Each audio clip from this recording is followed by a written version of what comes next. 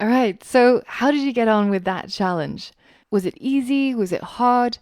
If it was really easy and you've managed to complete everything and you've gotten it to look like this, then feel free to just skip this lesson and continue in the curriculum. But if you got stuck at a certain point, or if you want to see me go through the solution, then continue watching and let's run through the solution together. First step is easy enough. Create a new React app. We've done this a million times. So let's go ahead and just do that quickly. As always, let's just start out by rendering a H1 and just check to see that it actually works and it gets shown on screen in the element with ID of root. And once we can see it in there, then we can go ahead and continue on to the next step. So we're going to be creating a app.jsx component. Now notice how in the instructions, I've always added the JSX extension for the file names. Now this currently is a point of contention. The official Airbnb style guide, which a lot of people follow for creating React components, advises us to do this. And the reason is because when you have these files, say Atlassian Bitbucket or some other services, it needs to recognize this extension in order to highlight the syntax in the correct way. But actually, in terms of the functionality for React apps, you can actually just leave it as app.js and have all of your files just as JavaScript files. So this is something that a lot of people argue about, and I've recently started removing the X from my app.js files as well. But at the end of the day, it really doesn't matter. As long as you pick one and you stick to it and you're consistent about it, then that's absolutely fine. So in order to create a app.js component, I'm already going to start creating a components folder. And that way I can create my new app.js file inside my components folder. And inside here, I'm going to be creating the very root of my component tree. So I'm going to import React from React. And then I'm going to create a functional component called app. And this is going to simply return a div.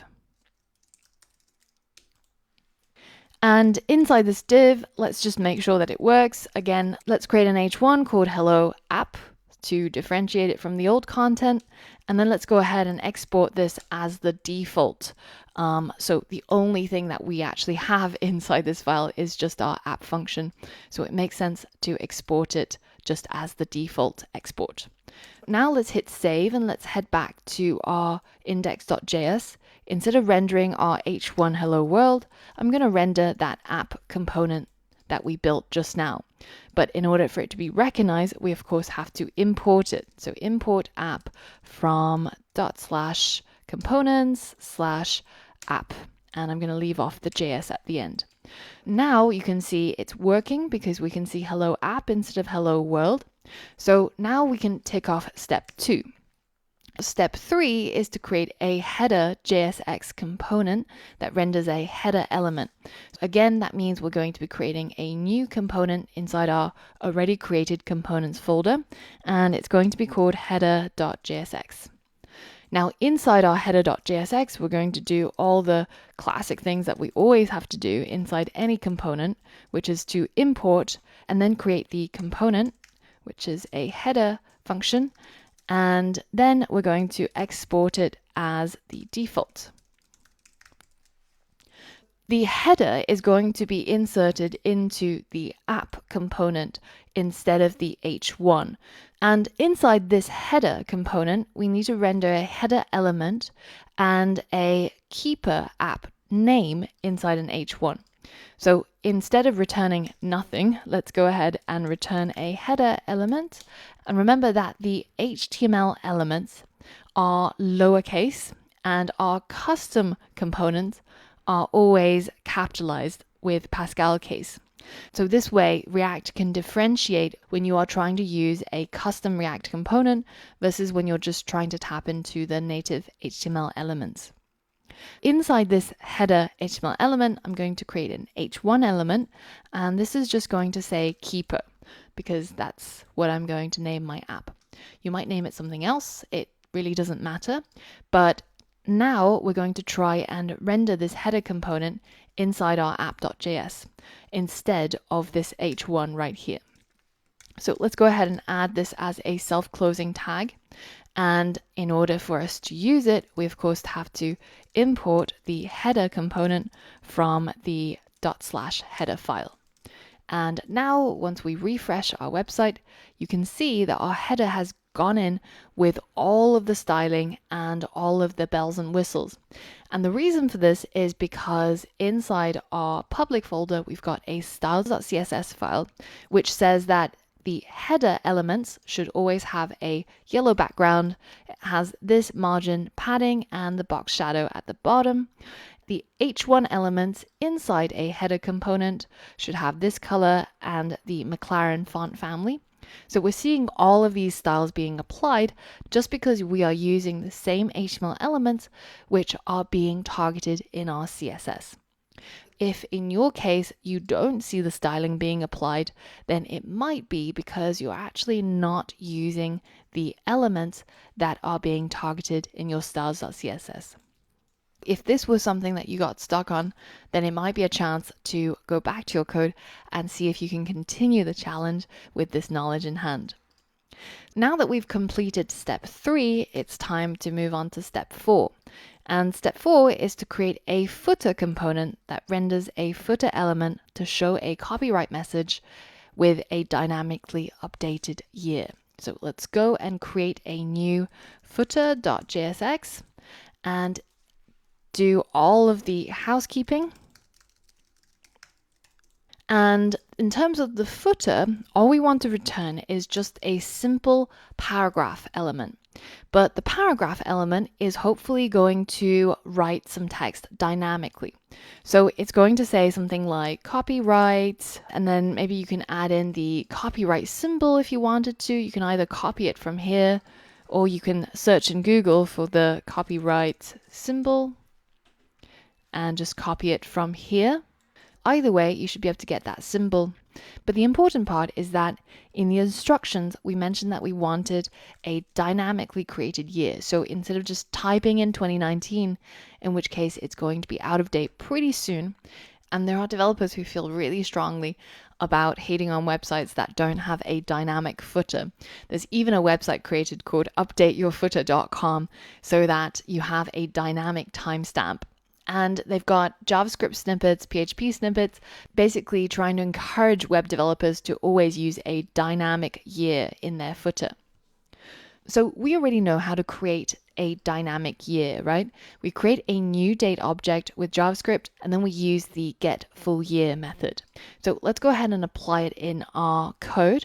You can either do this inline right here, using a set of JSX curly braces, or you can create a constant here called current year maybe, and set it to equal a new date object, and then we get full year, call that method in order to store it inside this constant, and then you can just insert it in here. Alternatively, you could have it inline by just putting this code inside here, of course. Now, the proof is really in the pudding, so let's go ahead and save our footer.jsx and import it into our app and render it just below the header, like so.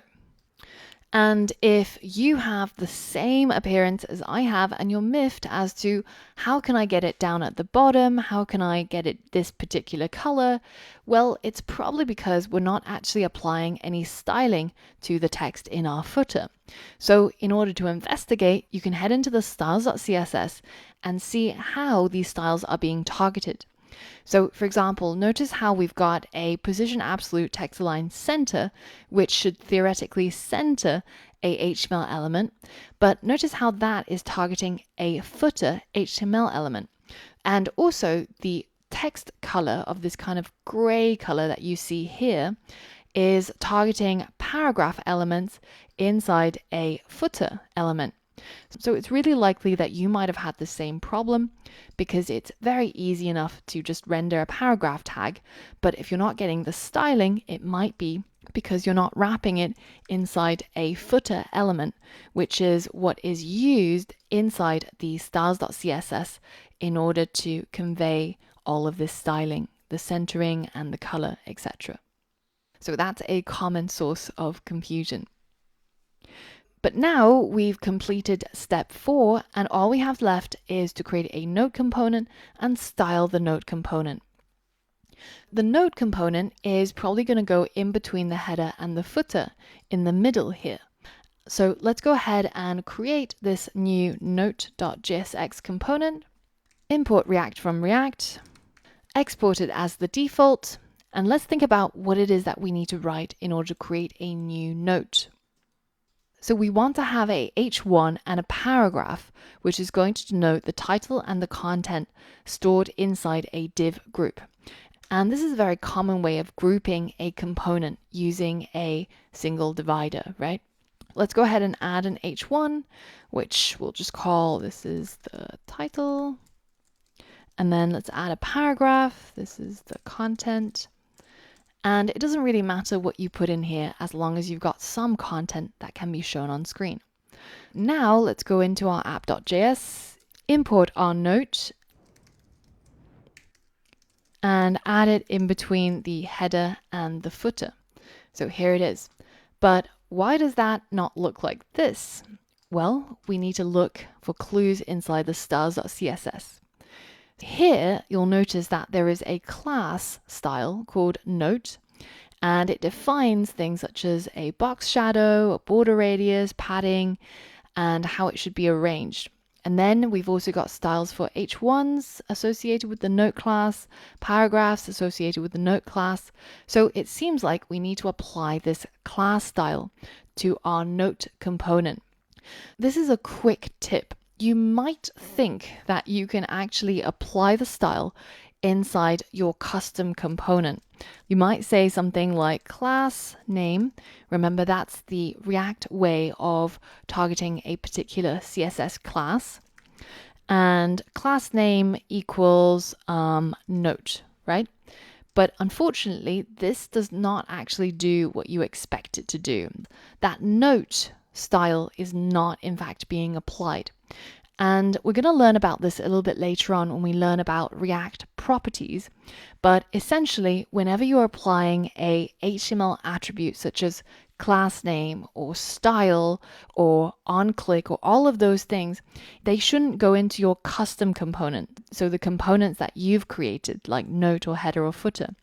Instead, they need to be applied to a HTML element, such as our div here. So if I go ahead and add my class name right here with the name of note, you'll see that this now works predictably. And we're going to be talking about this a little bit later on. So remember that when you're using HTML attributes, they can only be applied to HTML elements, even if it's inside the JSX and not your custom created React elements. So now that we've completed everything in our challenge, we can take a look at the final website we've created using what we've learned about React. And you can see that it looks pretty much exactly the same as the sample app that I gave you to compare against. How did you get on with this challenge? If there was anything that was confusing, I recommend to just take a moment and play around with the code and change some things or switch things around just so that you really get to grips with it before moving on. This is kind of a checkpoint or a save point, if you will, and it's a good idea to even just take a break and have a think about it before you move on. But once you're done, then head back, and in the next lesson, we're going to be learning about React properties. So for all of that and more, I'll see you there.